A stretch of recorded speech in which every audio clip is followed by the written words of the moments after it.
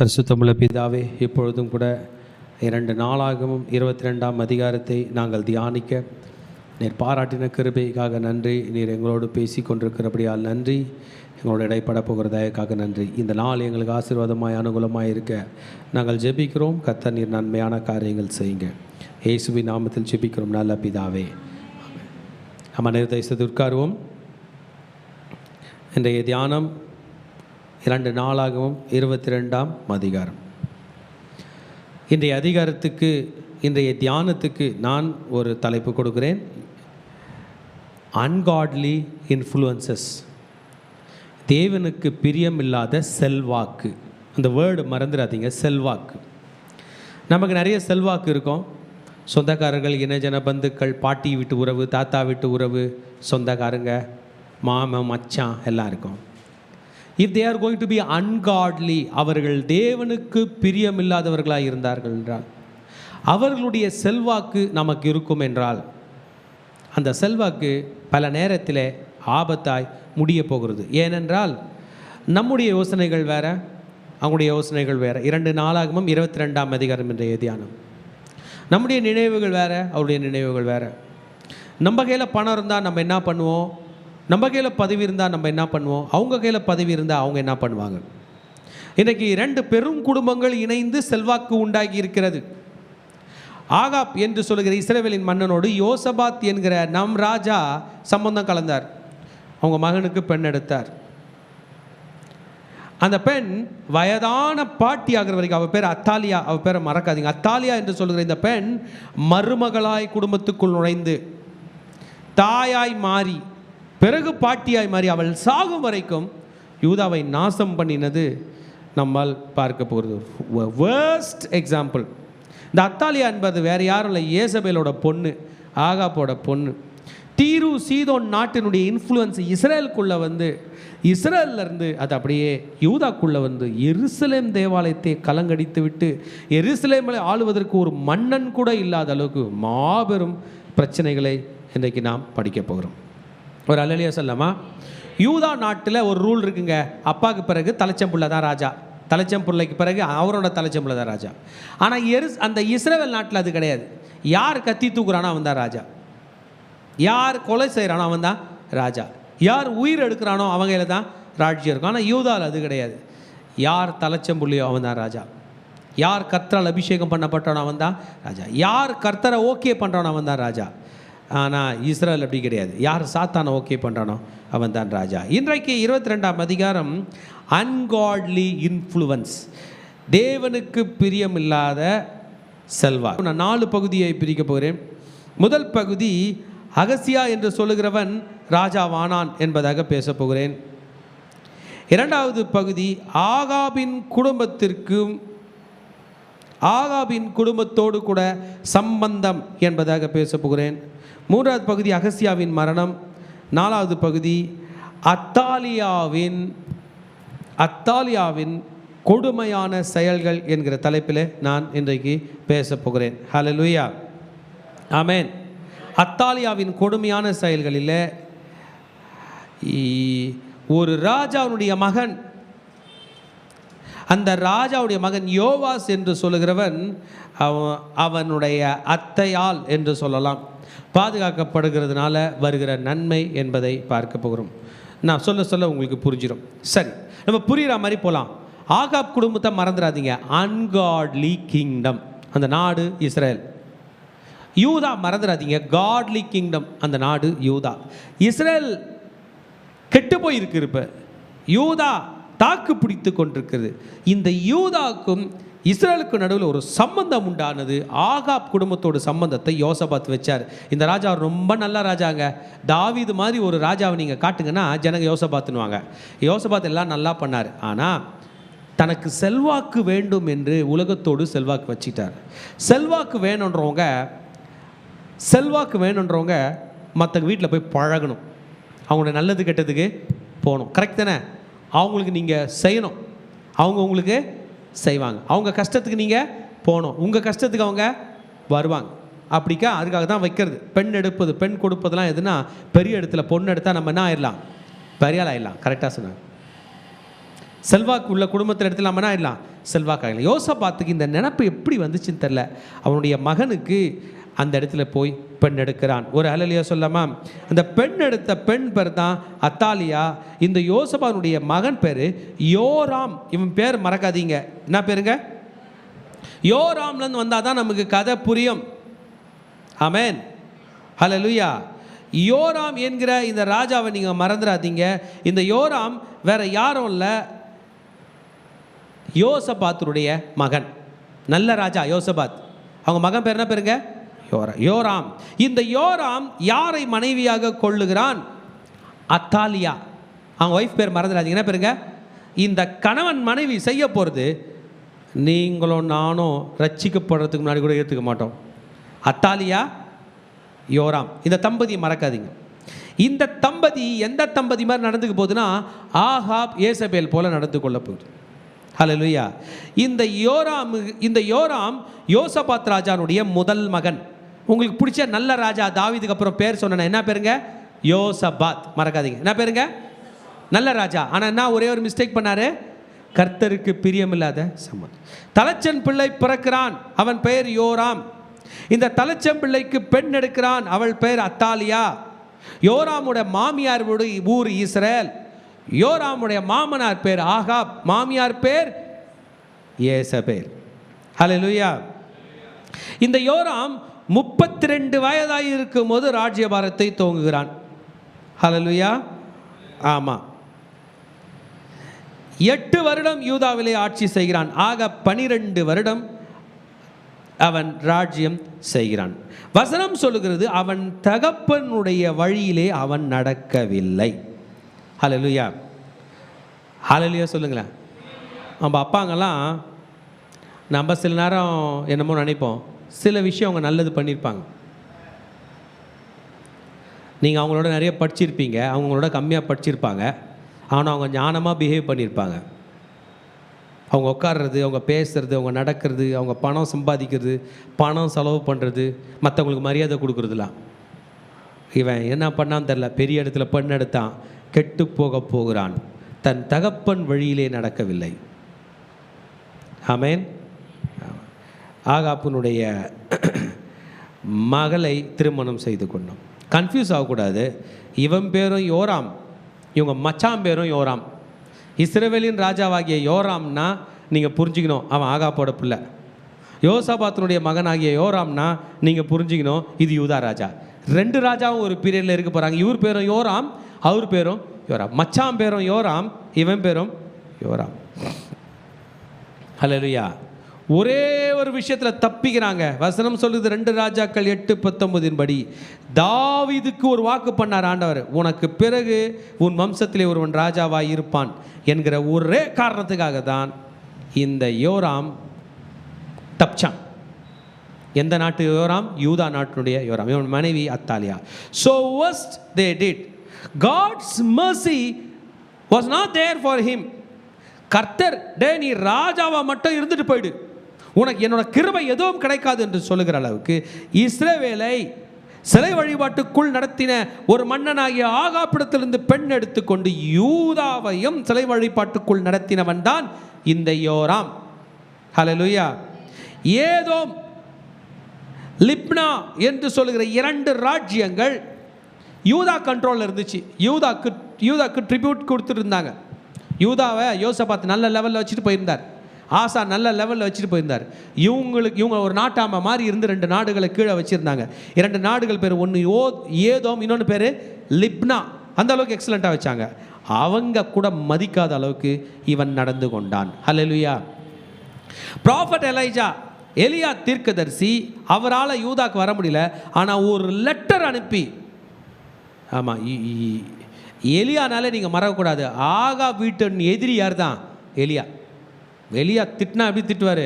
உன் வீட்டில் சுவரில் நீர் விடுறதுக்கு ஒரு நாய் கூட உயிராக இருக்காதுன்னு ஆகாப்பை பார்த்து திட்டினது எலியா மட்டும்தான். என்ன இருக்காதான் உன் குடும்பத்தில்? ஆகாப்புக்குன்னு சொந்தமாக ஒரு நாய் கூட உயிராக இருக்காது என்று சொன்ன அந்த எலியாக்கிலேருந்து ஒரு லெட்டர் யோராமுக்கு வருது. எந்த ஊர்லடா பொண்ணு எடுத்திருக்க, நீ என்னடா வாழ்ந்து கொண்டிருக்கிற என்று சொல்லுகிற ஒரு மாபெரும் கடிந்து கொள்ளுதலை எலியா தீர்க்கதரிசி மூலமாக கூட பெறுகிறான். ஹல்லேலூயா. இந்த இந்த யோராமோட ப்ராப்ளம் என்னன்னு நம்ம பார்த்தோம் என்றால், எல்லாரையும் ஆண்டவரை விட்டு தூரமாய் நடத்தின இந்த யோராம் ஒரு வியாதியில் மறிக்க போகிறான். ஹல்லேலூயா, ஆமென். ஒரு Powell disease, incurable Powell disease. அவன் குடலில் ஒரு வியாதியில் மறிக்க போகிறான். அவன் மறிக்கிற காலத்தில் பெலிஸ்தியரும் அரேபியரும் யூதாவை அட்டாக் பண்ணுறாங்க. அந்த நேரத்தில் ராஜாக்களுடைய அரண்மனை கூட மாட்டிக்கொள்கிறது. அவனுடைய மகன்கள் மனைவிகள் எல்லாரும் பிடிச்சிட்டு போகிறாங்க. ஒரே ஒருத்தன் தான் தப்பிக்கிறான். அவன் பேர் அகசியா. ஹல்லேலூயா, சின்ன பையன் அகசியா தப்பிக்க போகிறான். ஹல்லேலூயா. ஆமாம், யோராம் இந்த வியாதி அவனை 40 வயதிலே மரித்தது. 40 வயதில் அவனை கொன்றது. ஒரு ராஜா சாகும்போது ஜனமே அழாமல் ஒருத்தனை அடக்கம் பண்ணாங்கன்னா அது இந்த யோராம் தான். சாகும்போது என்ன பண்ணல? யாருமே அழலை, ஒருத்தன் கூட அழலை, அவன் குடும்பம் கூட அழலை. அவ்வளவு மோசமான யோராம் தான் இந்த யோராம். கொஞ்சம் யோசிக்கலாமா? எப்படி ராஜாவானா? கிருபையா. யாரோட புள்ள? யோசபாத்தோட புள்ள. யாரோட மருமகன்?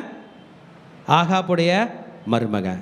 யூதாக்குள்ள என்னத்தை கொண்டு வந்தான்? இவ்வளோ நாள் நடக்காது ஒன்று கொண்டு வந்துட்டான். அவங்க மாமியார் வீட்டில் இருந்த பாகால் இங்கே வந்துருச்சு. மாமியார் வீட்டில் பொன் கண்ணுட்டி எங்கே வந்துருச்சு?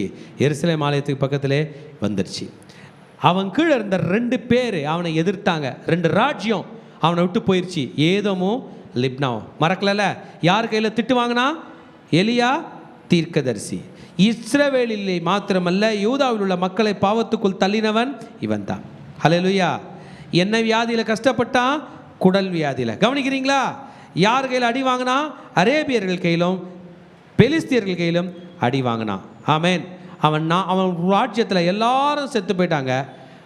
2 பேர் போச்சாங்க. அவன் ஒய்ஃபு, அவன் பையன் அகசியா என்று சொல்லுகிற ஒரு பையன். இந்த யோராம் ரொம்ப மோசமான மனுஷன். 40 வயசில் செத்துட்டான். அவன் சாகும்போது யாரும் அழல, ஒருத்தர் கூட அழல. இவனோட மச்சானாகிய யோராமை பற்றி படிக்கலாமா? எத்தனை பேர் படிக்கலான்றீங்க? அப்போ தான் இந்த சாப்டர் புரியும். படிக்கலாமா?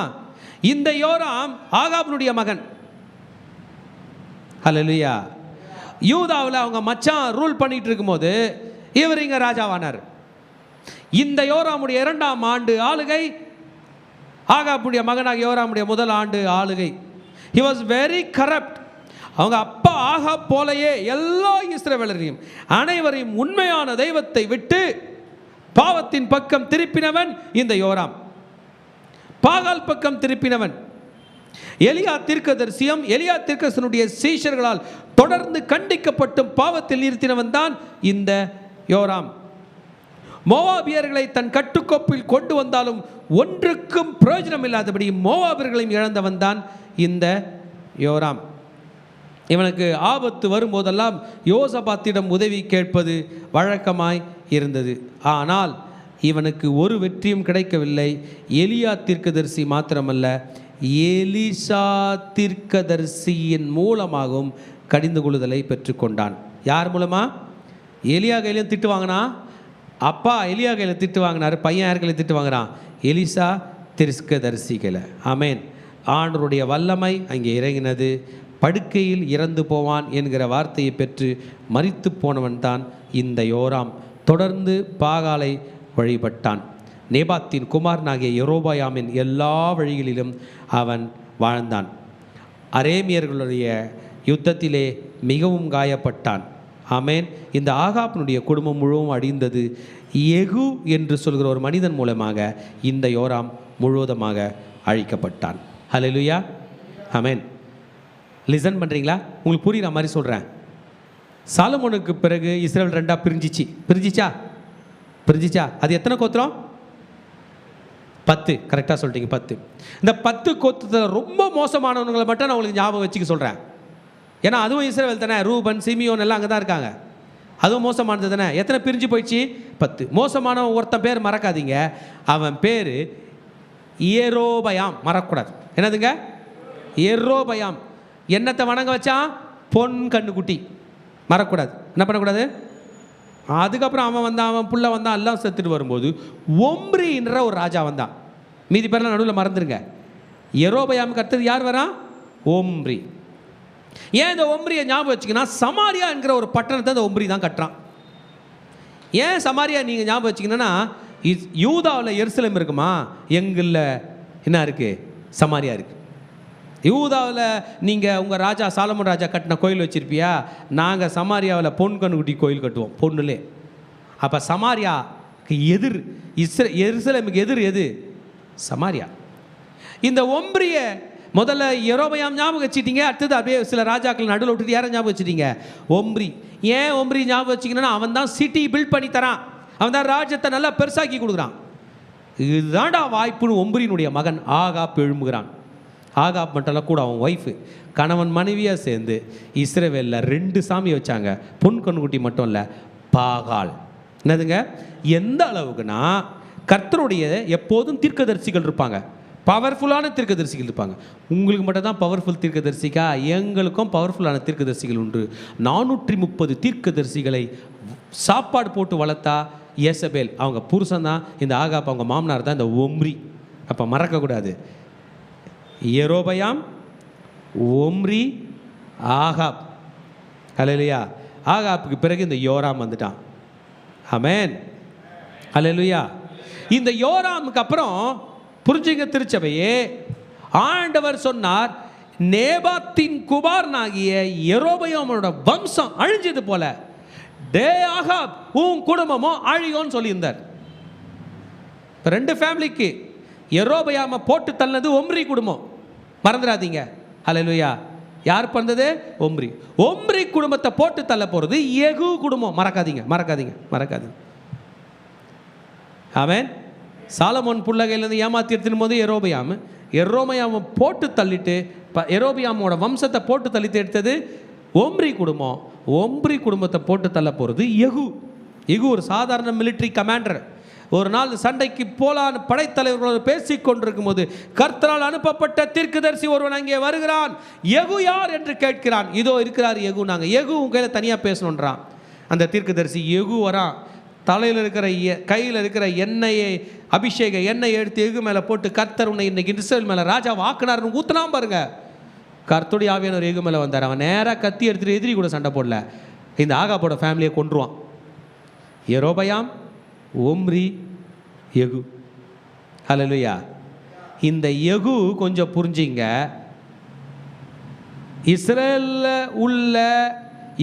இஸ்ரேலில் உள்ள ஒம்ரி குடும்பம் ஆகாப்பெல்லாம் கொள்றானா, வாய்ப்பு கிடைச்சா யூதாக்கு வந்து யாரை கூட அடிப்பான், யாரை கூட அடிப்பான், இந்த யோராமை கூட அடிப்பான். ஏன், அந்த ஃபேமிலியோட பொண்ணு எங்கே வாழறா, இங்கே வாழறா.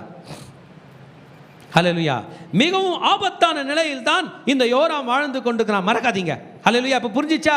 இந்த யோராமை பற்றி ஒரு பேட் நியூஸ் என்னன்னு நீங்கள் பார்த்தீர்கள் என்றால், இவன் ராஜாவான பிறகு, இது வரைக்கும் யூதால நடக்காத ஒன்று. தாவீது கூட நிறைய பிள்ளைங்க இருந்தாங்க, சாலமோனுக்கு இருந்தாங்க, எல்லாருக்கும் இருந்தாங்க. ராஜாவான பிறகு நம்ம எப்போதும் கேட்போமே வரலாறுல, ஒரு புள்ள ராஜாவாயிடுச்சுன்னா அந்த புள்ள மீதி பிள்ளைங்க தனக்கு தொந்தரவாக இருக்கக்கூடாதுன்னு என்ன பண்ணுவான், எல்லா பிள்ளையும் கொன்றுவான். அதை முதல் முறை யூதாவில் இவன் பண்ண போகிறான். எல்லாரும் காலி. யார் சொல்லி கொடுத்துருப்பான்னு நினைக்கிறீங்க இதை? ஆமென். பைபிள் ஒரு வசனம் இருக்குங்க, பிளட் ஷெட் பற்றி ஜீசஸ் சொல்லியிருக்காரு, பிளட் ஷெட் பற்றி மோசஸ் சொல்லியிருப்பார். நம்ம கொஞ்சம் டைம் எடுத்து படிக்கலாம். ஆமென். பிளட் ஷெட் பாருங்கள், உபாகமம் 35:33, மன்னிக்கவும் என்னாகும் 35:33. So ye shall not pollute the land wherein ye are, for the blood it defiled the land, and the land cannot be cleansed of the blood that is shed therein, but by the blood of him that shed it. நான் இந்த Bible reading இங்கிலீஷ்லேயும் ஹிந்திலையும் படிச்சதுனால இப்போ ஹிந்தியில் தான் படிக்கிறேன். அதாவது ஆமாம், केवल खूनी के लोहू बहाने ही से उस देश का प्रायश्चित हो सकता है. அதாவது என்ன சொல்ல வருதுன்னா, கவனிங்க, யார் கொலை பண்ணானோ அவனையும் கொலை பண்ணாதான் அந்த பாவம் அடங்கும். என்ன பண்ணமா, யார் கொலை பண்ணானோ, யார் ரத்தம் சிந்தினானோ அவன் ரத்தம் சிந்த வேண்டும், இன்னொரு ஆள் கிடையாது. உங்களுக்கு புரியுதா? அவன் ரத்தம் சிந்த வேண்டும். நீங்கள் வீட்டில் போய் தமிழில் படித்து பார்த்துருங்க. என்னாகும் 35:33 இதுதான். ஆகாப், யோராம், யூதா நாட்டின் மன்னனாகிய யோராம், உனக்கு என்ன துணிச்சல், நீ எப்படி இதை செய்யலாம்? 21ஆம் அதிகாரத்தில் நேற்று நீங்கள் தியானிச்சிருப்பீங்க. யோசபாத் தன் பிதாக்களிடத்திலே நித்திரடைந்து தாவீது நகரத்திலே அடக்கம் பண்ணப்பட்டான். அவன் ஸ்தானத்தில் அவன் குமாரனாகிய யோராம் ராஜாவானா. 21:1 படிக்கிறேன். அவனுக்கு யோசபாத்தின் குமாரனாகிய பசங்க பேர் படிங்க. அசரியா, படிங்க 2ஆம் வசனம். ஏகியேல், சகரியா, ப்ளீஸ் எனக்காக சப்போர்ட் பண்ணுங்க. அசரியா, மிகாவேல், செப்பத்தியா என்னும் சகோதரர் இருந்தார்கள். அவர்கள் எல்லோரும் இஸ்ரவேலின் ராஜாவாகிய யோசபாத்தின் குமாரர்கள். அவருடைய தகப்பனும் வெள்ளியும் எல்லாத்தையும் கொடுத்து அவங்களை அனுப்பிட்டான். யோராமுக்கு மட்டும் சேஸ்திர புத்திர பாக்கியத்தை கொடுத்தான். பொண்ணை கட்டி கொடுத்துட்டானே. எந்த ஊர்ல இருந்து பொண்ணு எடுத்துன்னு வந்துட்டான்? ஆகாப்போட பொண்ணு. அவன் என்ன சொல்லியிருப்பா? சாகடுற அவன் அண்ணன் தம்பியை. 4ஆம் வசனம் சொல்லுது. யோராம், படிங்க, தன் தகப்பனாகிய, எல்லாரும் படிக்கலாம். ராஜ்ய பாரத்துக்கு வந்து தன்னை பலப்படுத்தி கொண்ட பின்பு அவன் தன்னுடைய சகோதரர் எல்லாரையும் இஸ்ரவேலின் பிரபுக்களில் சிலரையும் பட்டயத்தால் கொன்று போட்டான். ஹல்லேலூயா.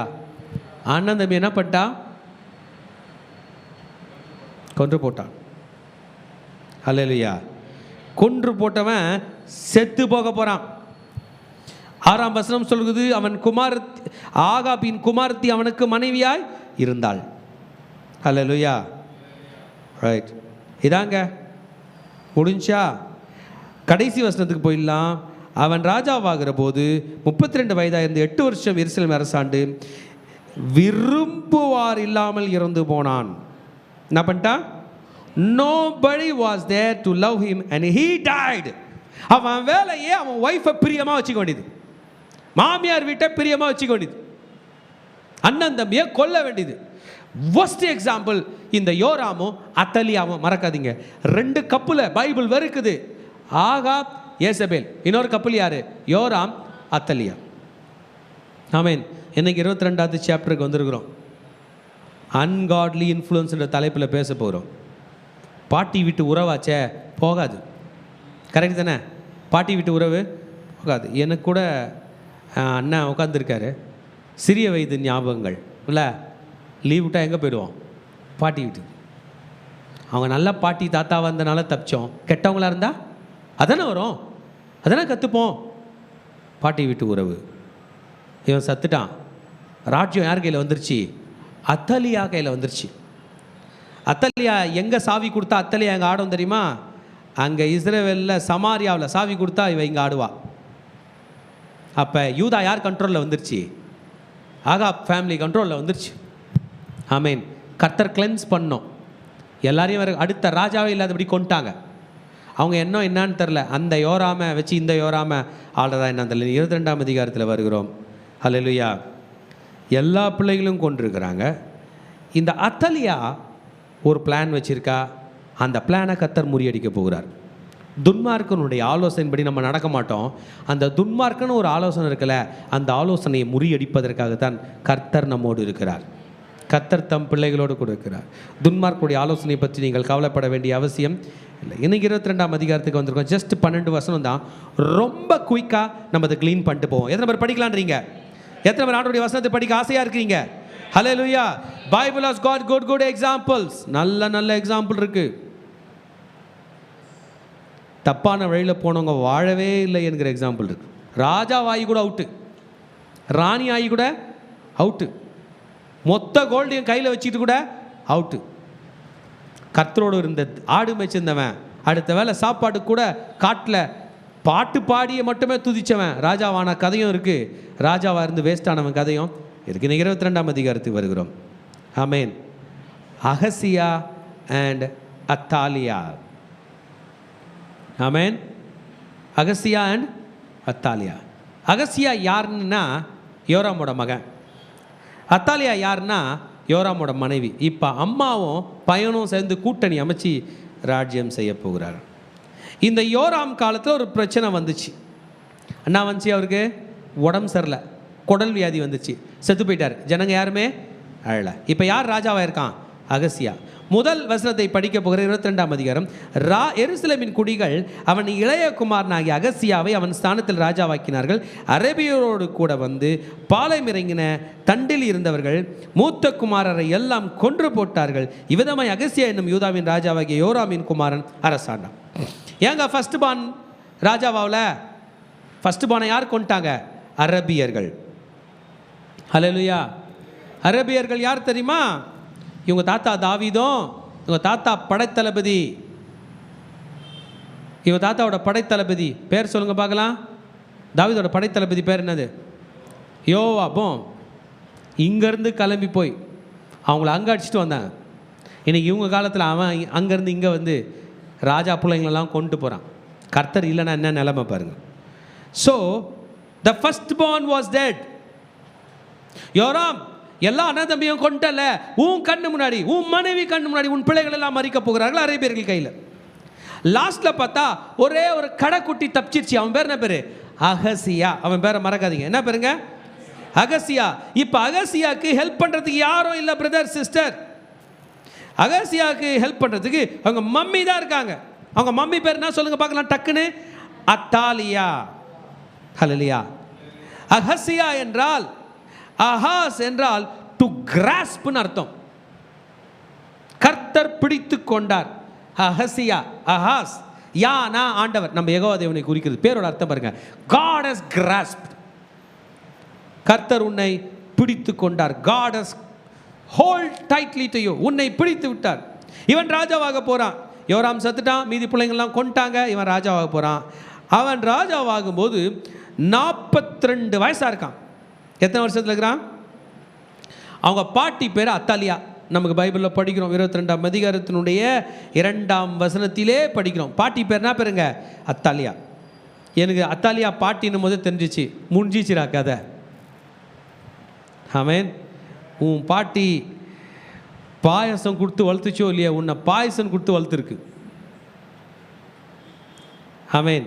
He did evil in the sight of the Lord as his mother advised. அவங்க அம்மா என்ன சொல்லிச்சோ அத்தனையும் செய்கிறான். எருசலேமிலே அவன் மிகவும் கொடிதான காரியங்களை செய்கிறான். ஹல்லேலூயா. ஒரு வருஷம் ஆள்றான். எத்தனை வருஷம் ஆள்றான்? எத்தனை வருஷம் ஆள்றாங்க? ஒரு வருஷம், ஒரே வருஷம். 42 years, 42 வயதானவன். He walked in the ways of the house of Ahab. அவங்க அப்பா வழி தாத்தாங்க இருக்காங்க பாருங்க, தாவீதுங்க, அந்த வழியில் போல.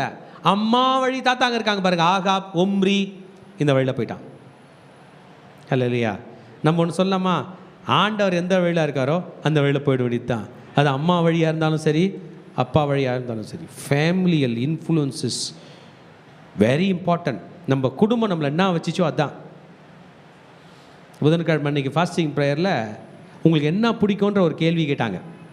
ஃபுட்டில் இல்லை சொல்லியிருந்தீங்க, அது கேட்டோம். பலர் சொன்னது என்ன தெரியுமா? நான் சின்ன பையனாக இருக்கும்போது, ஐயா சொன்னது, சின்ன பையனாக இருக்கும்போது எங்கள் அம்மாவுக்கு அவ்வளோ சமைக்க தெரியாது. அதனால் மாமா ஒரு ஹோட்டலில் வேலை செஞ்சார், அங்கே போய் சாப்பிடுவோம். எங்கள் மாமா எங்களுக்கு பிரியாணி தருவார், அதனால் எனக்கு பிரியாணி பிடிக்கும். ஐயா சொல்லும்போது சொன்னார், எங்கள் அம்மாவுக்கு பெரிய அளவில் சமைக்க தெரியாது, எங்கள் அப்பா ஈஸியாக இட்லி ஊற்றி கொடுத்துருவார், அதனால் எனக்கு என்ன பிடிக்கும்?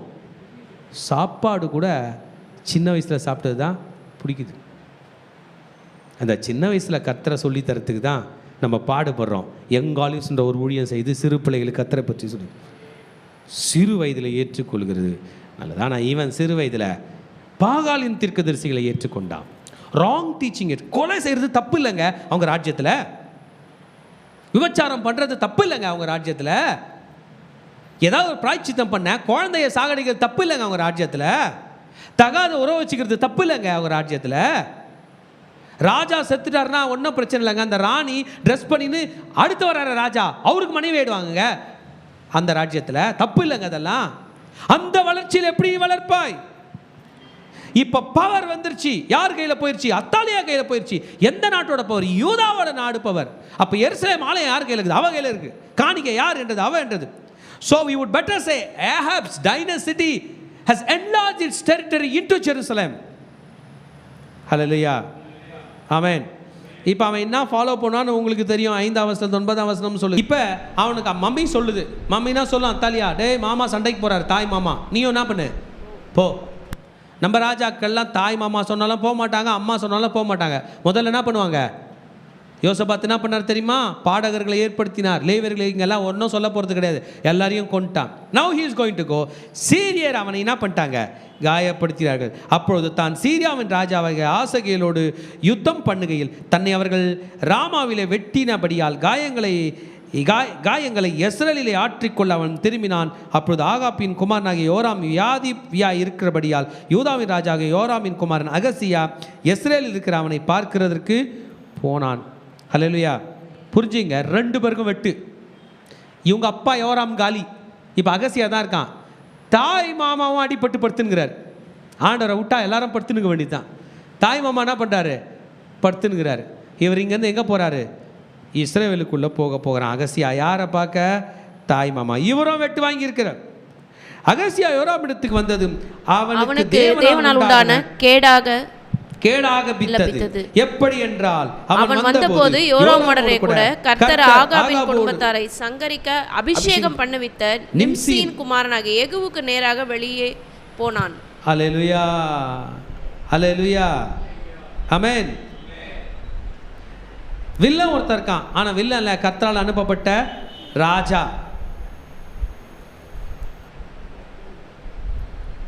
ஆமென். நான் உங்களுக்கு ஒரு ஸ்டோரி சொல்கிறேன். அந்த ஸ்டோரி நீங்கள் புரிஞ்சிட்டிங்கன்னா உங்களுக்கு ஈஸியாக இருக்கும். நம்ம எலியா தீர்க்கதரிசி நீங்கள் சூறை செடி கீழே உட்காந்து அழுது ஜெபம் பண்ணுவார். யாருக்கு அந்த கதை தெரியும்? ஆமென். தெரியுமா தெரியாதா? எலியா தீர்க்கதரிசி அந்த லேடி, அவங்க பேர் என்ன பேர்? ஜெசபேல். ஒரு லெட்டர் விடும். என்ன லெட்டர் விடும் என்றால், நீ என்னுடைய 430 தீர்க்கதரிசிகளை கொலை செய்தபடியால், அந்த எந்த அதிகாரத்தில் பண்ணுறாரு? 19ஆம் அதிகாரத்தில். ஆமென். கொலை செய்தபடியால் உன்னுடைய உயிர் போயிடும் சொல்லுவாங்க. கடை ஸ்டோரி சொல்லிடுறேன், கேளுங்க கடை. இப்போ எலியா தீர்க்கதரிசி என்ன பண்ணுவார்னா, பயந்துக்கிட்டு யூதா கோடி வந்துடுவார். ஆக்சுவலாக எலியா தீர்க்கதரிசி ஊர் எதுங்க? இஸ்ரேல். இஸ்ரேல் எங்கே ஓடிடுவார்? யூதா ஓடுவார். யூதா கோடி ஒரு சூறை செடி கீழே உட்காந்துட்டு அழுதுட்டு இருப்பார். ஐயோ ஆண்டவரே, நான் உத்தமன் அல்ல. அப்போ ஆண்டவர் அவருக்கு தரிசனம் ஆவார். அந்த ஸ்டோரிலாம் உங்களுக்கு தெரியும் நினைக்கிறேன். தேவதூதன் தட்டி எழுப்பி அப்பத்தை சாப்பிட கொடுப்பான். பிறகு என்ன கொடுப்பான்? தண்ணி கொடுப்பான். அந்த மாதிரி 2 முறை சாப்பிட்ட பிறகு நீ நடக்க வேண்டிய தூரம் வெகு தூரமாக இருக்குன்னு சொல்லும்போது கர்மேல் பர்வதத்துக்கு போவார். ரைட்டா? ப்ரே பண்ணுறதுக்கு போவார். இல்லை கர்மேல் பர்வதத்தில் 430 தீர்க்கதரிசிகளை கொலை செய்வார். நம்ம ஓரே பர்வதத்துக்கு போவார். மோசே ஆடு மேய்ச்சிருந்தாரு, அதே இடத்துக்கு போயிட்ட பிறகு கர்த்தர் தரிசனம் ஆவார். எலியா தீர்க்கதரிசி அழுவார். இதெல்லாம் 1 ராஜாக்கள் 19:20 போய் படிச்சிங்க வீட்டில். எலியா தீர்க்கதரிசி, எலியா உன் வேலை என்னன்னா இங்கே வந்திருக்க? இல்லை ஆண்டவரே, நான் ஒருத்தன் தான் தப்பிச்சிருக்கேன், ஊரில் யாரும் சரியில்லை. சரி விட்றா, நான் உனக்கு ஒரு பிளான் சொல்கிறேன், அதை பண்ணு, கவனிங்க. நீ இப்போ இங்கேருந்து போகும்போது நான் பொலிட்டிக்கல் சிச்சுவேஷனே மாற்ற போகிறேன். நம்பர் 1 கவனி, இஸ்ரவேலில் யெகூவை ராஜாவாக அபிஷேகம் பண்ணு. யாரை? யெகூன்னு யாருன்னே அவருக்கு தெரியாது. அவன் ஒரு மிலிட்ரி கமாண்டர். இனிமேல் தான் எலியா தீர்க்கதரிசி கண்டுபிடிச்சி ராஜாவாக போகிறார். அப்போனா என்ன அர்த்தம்? இஸ்ரவேல் ஆகாப் பரம்பரை அழிய போகுதுன்னு அர்த்தம். 2வது, ஸ்தானத்தில் எலிசாவை அபிஷேகம் பண்ணு. உன்னை நான் எடுத்துக்க போகிறேன். 3 பெரிய மாறுதல்கள் உண்டாக போகுது. இனிமேல் எலியா தீர்க்கதரிசியில் என்ன தீர்க்கதரிசி வர போகிறாரு? எலிஷா. 4 டிசைபிள்ஸ் சொன்ன எலியா தீர்க்கதரிசி யார் யார்? எலிஷா, அப்புறம் நம்ம ஒருத்தர் படித்தோமே மிகாயா. மறந்துட்டீங்களா? மார்னிங் டியூஷனுக்கு வருகிறவர்களே. அடுத்தது யோனா, அடுத்தது ஓபதியா.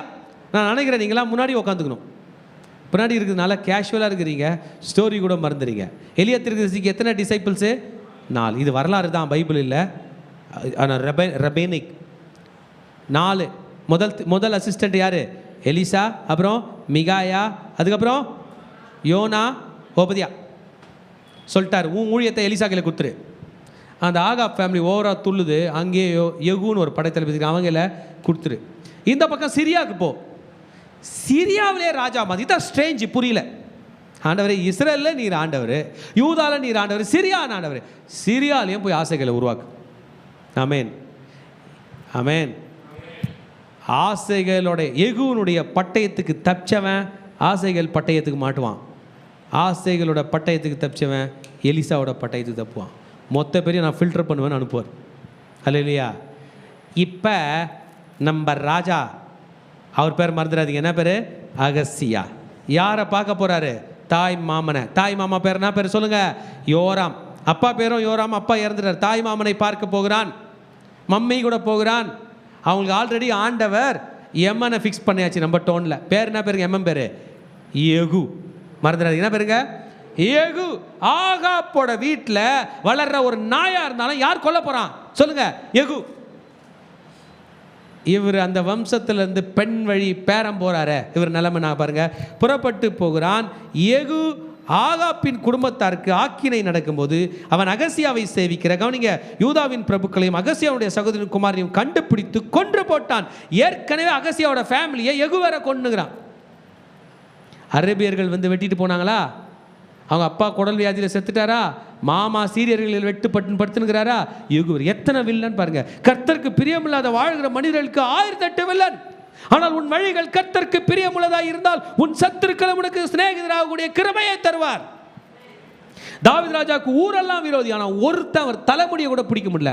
ஆனால் உனக்கு ஊரெல்லாம் விரோதியே இல்லை, பெரிய பெரிய குடும்பம் உங்களுது, ஆனால் ஆபத்துகள். பின்பு அவன் அகசியாவை தேடினான். யாரை தேடினுங்கிறான்? அகசியாவை தேடினுங்கிறான். ஆனால் அவன் இங்கே வரமாட்டான். ஏன்னா யூதான்றது ஒரு பெரிய மிலிட்ரி இருக்கு. போனால் யார் கூட சண்டை போடணும்? மிலிட்ரி கூட. ஆனால் இந்த ஆடு, இந்த முயல், இந்த பறவை தானா போய் வலையில் விழப்போகுது. எங்கே போகுது? இங்கேருந்து கிளம்பி எருசலேம்லேருந்து சமாரியாவுக்கு போகுது. யாரை பார்க்க? தாய் மாமனுக்கு உடம்பு செல்ல. ஒளிந்து பின்பு அவன் அகசியாவை தேடினான். 9ஆம் வசனம். சமாரியாவிலே ஒளிந்து கொண்டிருந்த அவனை அவர்கள் பிடித்து யெகூவினிடத்தில் கொண்டு வந்து அவனை கொன்று போட்டு இவன் தன் முழு இருதயத்தின் கர்த்தரை தேடின யோசபாத்தின் குமாரன் என்று சொல்லி அவனை அடக்கம் பண்ணினார்கள். அப்படியே அரசாளுகிறதுக்கு பலன் கொள்ளத்தக்க ஒருவரும் அகசியாவின் குடும்பத்துக்கு இல்லாமல். யெகூவோட ஃபேமிலி இதை ஆகாப்போட ஃபேமிலி என்ன தெரியுமா? அடக்கம் பண்ண மாட்டாங்க. கவனிங்க கவனிங்க. யெகூவோட இன்ஸ்ட்ரக்ஷனே அதுதான். அவங்கள நீ கொல்லணும். அவங்கள எது சாப்பிட்ணும்? நாய் சாப்பிட்ணும். ஏன் நாய் சாப்பிட்ணும்?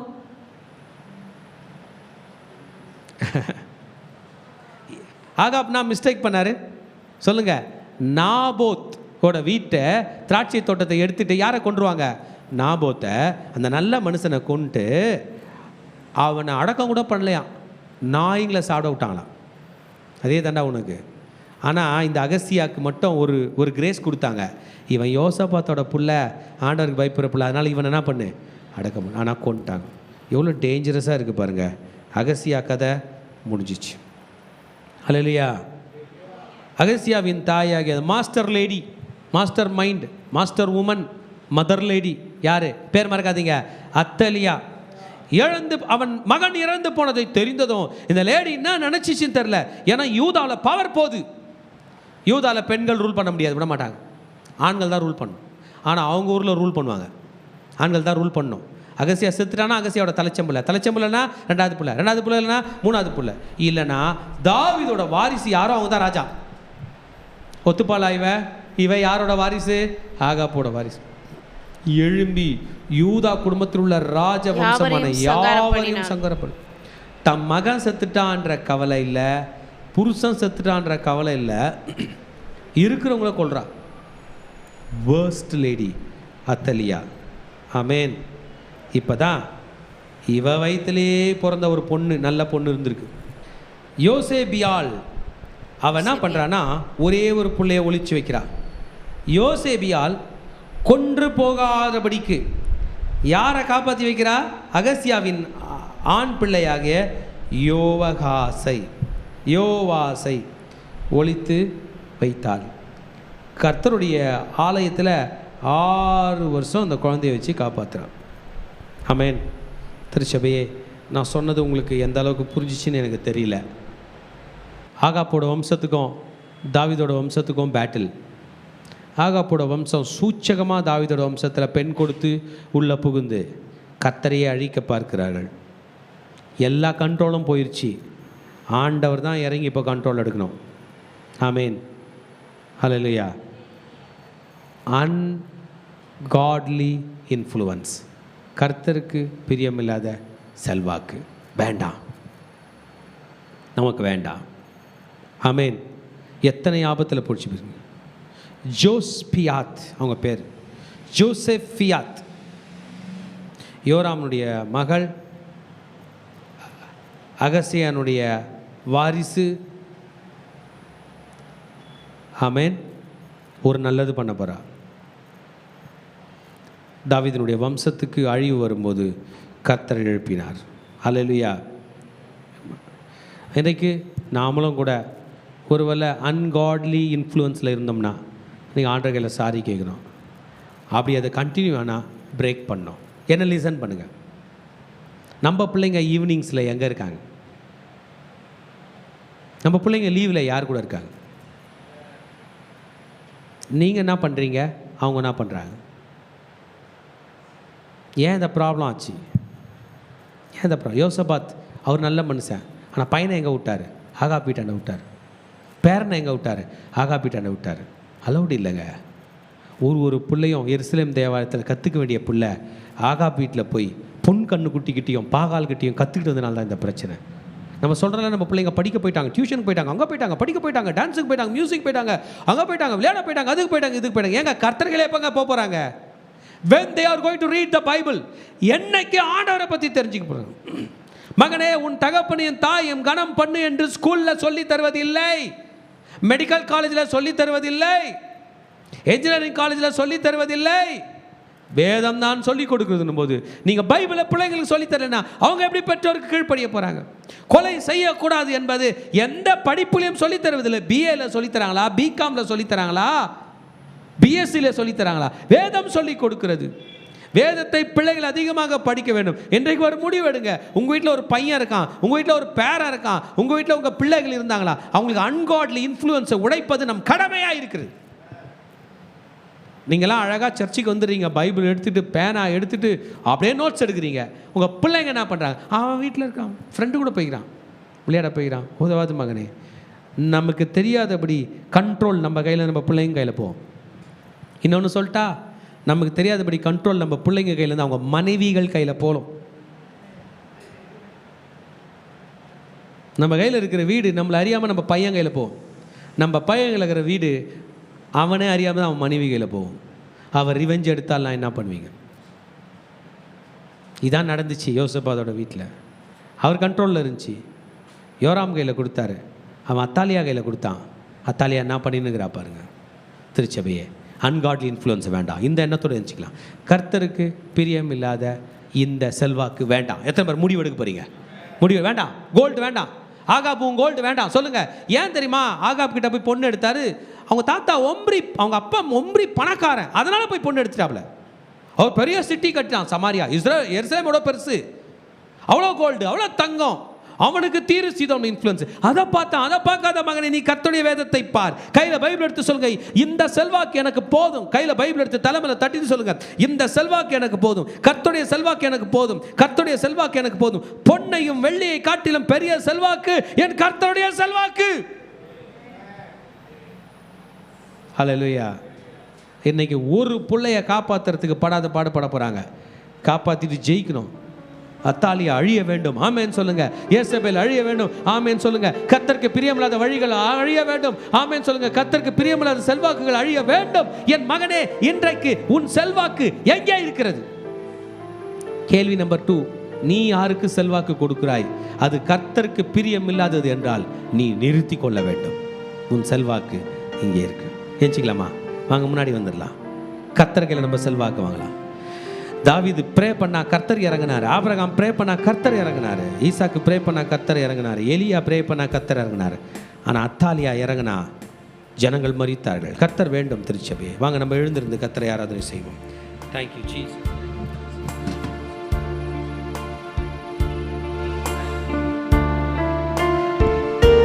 நம்முடைய வாழ்நாட்களில் நாம் செய்ய வேண்டிய ஒரே ஒரு காரியம், நம்முடைய தேவன் இயேசுவே, நம்முடைய இரட்சகர் இயேசுவே, நமக்கு மாத்திரமல்ல நம்முடைய பிள்ளைகளுக்கும் தேவன் இயேசு மாத்திரமே என்று அவரை உறுதியாக பற்றிக் கொள்ள வேண்டும்.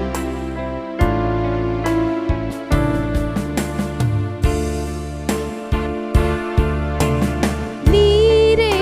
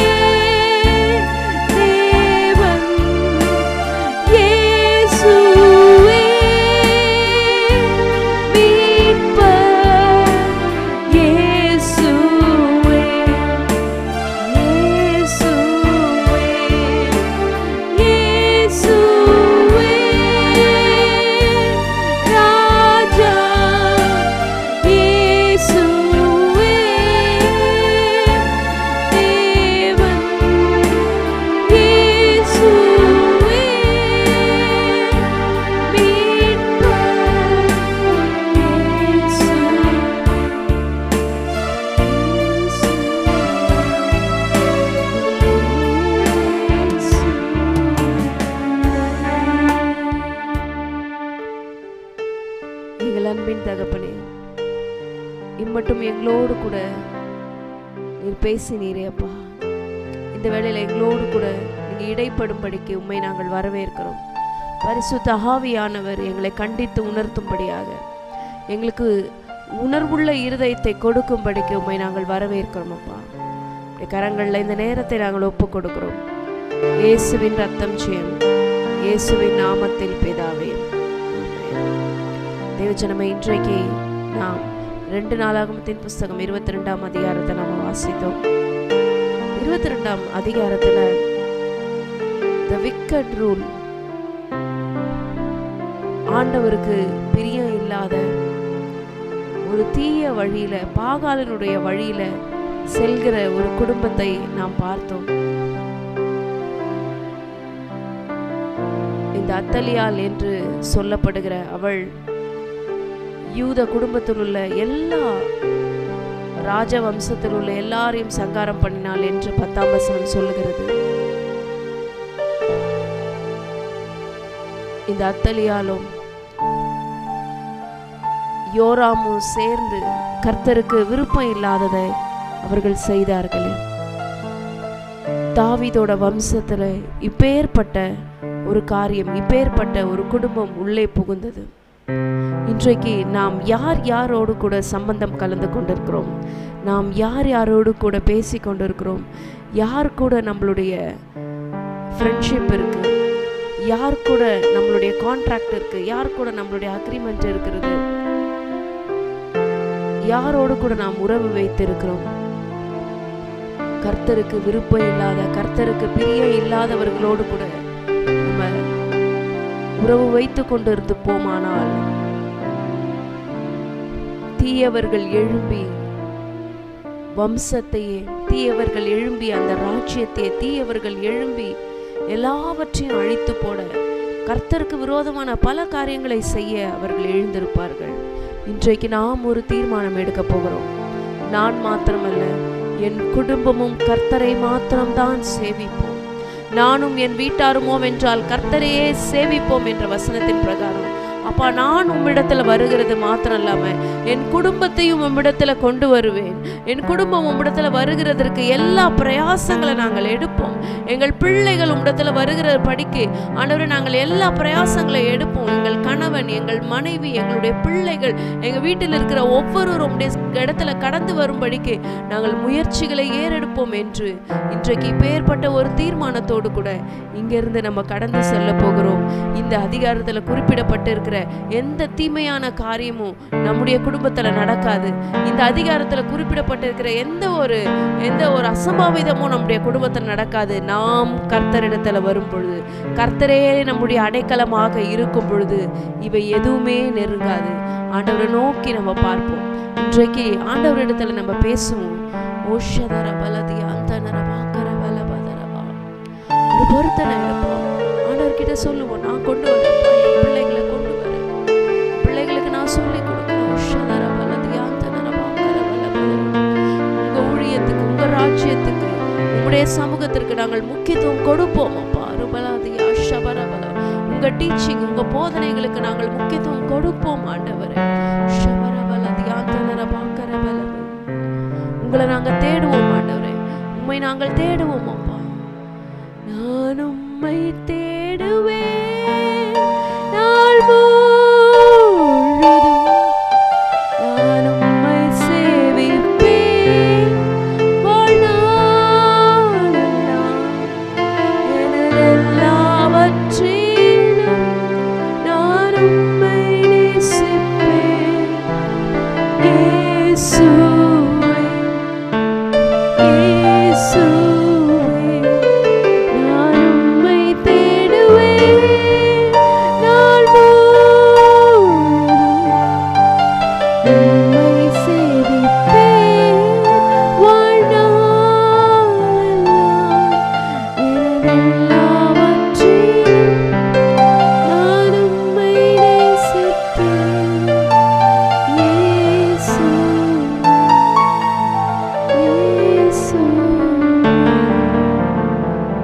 அன்பின் ஆண்டவரே, நாங்கள் உம்மை நேசிப்போம், உம்மை சேவிப்போம். எங்களுடைய குடும்பத்தையும் உடைய சமூகத்தில் கொண்டு வருவோம் அப்பா.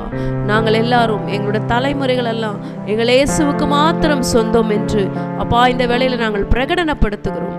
அப்படியே நாங்கள் வாழ தேவனாகிய கர்த்தர் நீங்கள் உதவி செய்யுங்க. உடைய கரங்களில் எங்களை ஒப்புக் கொடுக்கிறோம், தலைமுறைகளை ஒப்புக் கொடுக்கிறோம். இயேசுவின் ரத்தம் ஜெயம், இயேசுவின் நாமத்தில் பிதாவே, ஆமென், ஆமென். May the good God bless you. Shalom and have a blessed day. கடைசி ஆசீர்வாதத்துக்கு நேராக கைகளை விரித்துக்கொள்ளும். ஈவரக்கா அடோனாய் வயீஷ்மரக்கா யா ஏர் அடோனாய் பனவ் அல்லக்கா விஹுனக்கா ஈஷா அடோனாய் பனவ் அல்லக்கா வயசம் லக்கா ஷாலோம் வயசம் லக்கா ஷாலோம். கர்த்தர் உன்னை ஆசீர்வதித்து காக்க கடவர். கர்த்தர் தன் முகத்தின் மேல் பிரகாசிக்க பண்ணி உன்மேல் கிருபையா இருக்க கடவர். கர்த்தர் தன் முகத்தை உன்மேல் பிரசன்னமாக்கி உனக்கு சமாதானம் கட்டளையிட கடவர். ஹல்லேலூயா, ஹல்லேலூயா, ஹல்லேலூயா.